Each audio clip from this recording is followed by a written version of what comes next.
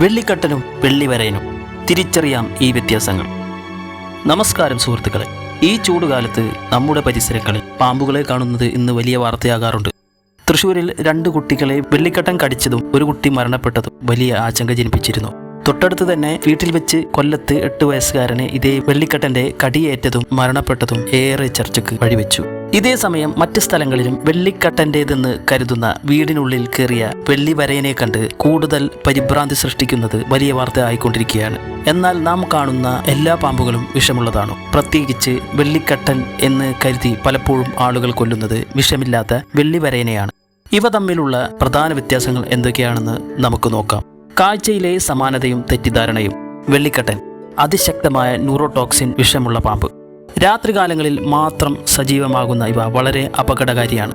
വെള്ളിവരയൻ കാണാൻ വെള്ളിക്കട്ടനെ പോലെ ഇരിക്കുമെങ്കിലും ഇവയ്ക്ക് ഒട്ടും വിഷമില്ല. വീടിൻ്റെ ഭിത്തികളിലും മറ്റും ഇവയെ സാധാരണയായി കാണാറുണ്ട്.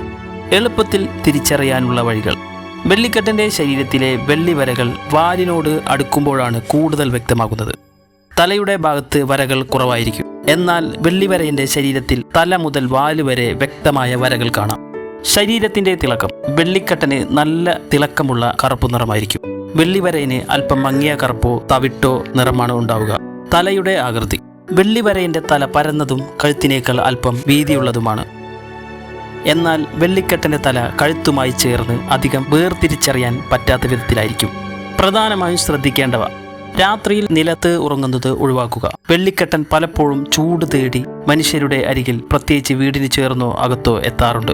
ഒരു പാമ്പ് കടിച്ചു എന്ന് തോന്നിയാൽ അത് വിഷമില്ലാത്തതാണെന്ന് ഉറപ്പുണ്ടെങ്കിൽ പോലും ഉടൻ തന്നെ അടുത്തുള്ള ആശുപത്രിയിൽ ചികിത്സ തേടുക. കടിച്ചത് വെള്ളിക്കട്ടൻ ആണെങ്കിലും പലപ്പോഴും കടിയേറ്റ പാടുകൾ പോലും കാണാൻ കഴിഞ്ഞെന്ന് വരില്ല. എല്ലാ പാമ്പുകളും ശത്രുക്കളല്ല. പാമ്പുകളെ തിരിച്ചറിയുന്നത് പേടി ഒഴിവാക്കാൻ സഹായിക്കും. വിഷമില്ലാത്ത പാമ്പുകളെ വെറുതെ കൊല്ലുന്നത് നമ്മുടെ പ്രകൃതിയുടെ സന്തുലിതാവസ്ഥയെ ബാധിക്കും. ഈ അറിവ് മറ്റുള്ളവരിലേക്ക് പങ്കുവെക്കുക. കൂടുതൽ അറിവുകൾക്കായി ഈ ചാനൽ സബ്സ്ക്രൈബ് ചെയ്യുക.